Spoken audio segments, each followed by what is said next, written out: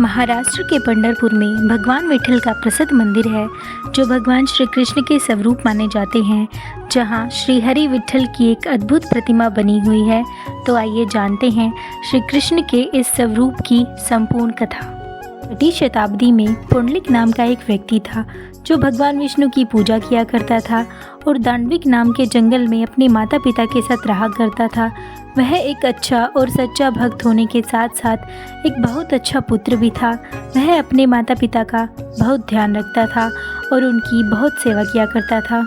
परंतु जब उसका विवाह हो गया तब उसने अपने माता पिता को अनदेखा करना शुरू कर दिया और पत्नी पर उसका ध्यान ज़्यादा केंद्रित रहने लगा। अपने पुत्र के इस व्यवहार से दुखी होकर उसके माता पिता काशी की ओर तीर्थ यात्रा पर निकल पड़े। जब पुंडलिक और उसकी पत्नी को यह पता चलता है तो वे दोनों भी तीर्थ स्थान पर जाने का फैसला करते हैं।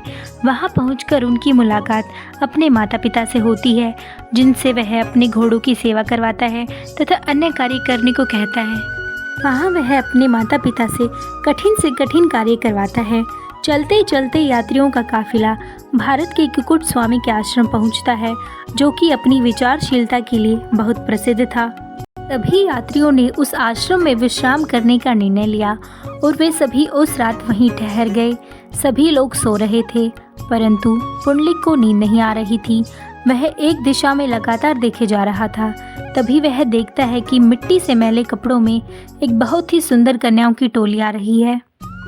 यह कन्याएं संतों के वस्त्र धोती हैं, सफाई करती हैं और सारे कार्य से निपटने के बाद पूजा कक्ष में चली जाती हैं। कुछ समय बाद जब वे पूजा कक्ष से बाहर आती हैं तो उनके वस्त्र एकदम साफ सुथरे और बिना धब्बों के प्रतीत होते हैं। उसके बाद शीघ्र ही वे वहां से ओझल हो जाती हैं। पुंडलिक इन कन्याओं से सम्मोहित हो जाता है और इनके बारे में और अधिक जानने की कोशिश करता है। अगली बार जब वे कन्याएं आती हैं तब वह उनसे पूछता है कि वे कौन हैं।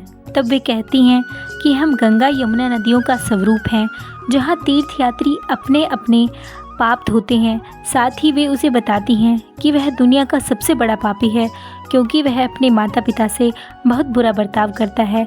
उन कन्याओं की बात सुनकर उसे अपनी भूल का एहसास होता है और वह वापस अपने माता पिता को लेकर दांडविक वन में चला जाता है। वहाँ वह उनकी खूब सेवा करता है। उसके इस सेवा समर्पण से प्रसन्न होकर भगवान श्री कृष्ण रुक्मिणी के साथ वहाँ प्रकट होते हैं। उस समय पुंडलिक अपने माता पिता के पैर दबा रहा होता है।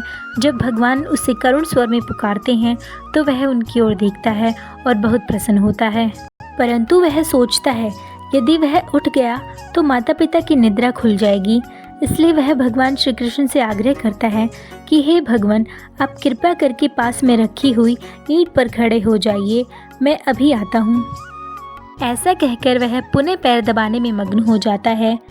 तब भगवान सोचते हैं कि पुंडलिक ने इतने प्रेम से उनके खड़े होने की ऐसे व्यवस्था की है तो यहाँ से हटना सही नहीं होगा, और वे वहाँ से न हटने का निर्णय लेते हैं और कमर पर दोनों हाथ धरकर और पैरों को जोड़कर वे ईंट पर खड़े हो जाते हैं। ऐसी मुद्रा में ईंट पर खड़े होने के कारण उन्हें विठल कहा गया। उन्हें विठोबा भी कहा जाता है। जब पुंडलिक ने द्वार की ओर देखा तब प्रभु मूर्ति रूप ले चुके थे।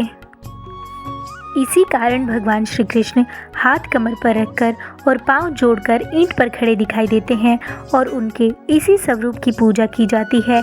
यही स्थान पुंडलिकपुर तथा पंढरपुर कहलाया, जो महाराष्ट्र का सबसे प्रसिद्ध तीर्थ स्थल है। तो ये थी भगवान श्री कृष्ण के विठल स्वरूप की कथा। अगर आपको वीडियो अच्छी लगी हो तो लाइक करें, चैनल को सब्सक्राइब करें। जय श्री कृष्ण।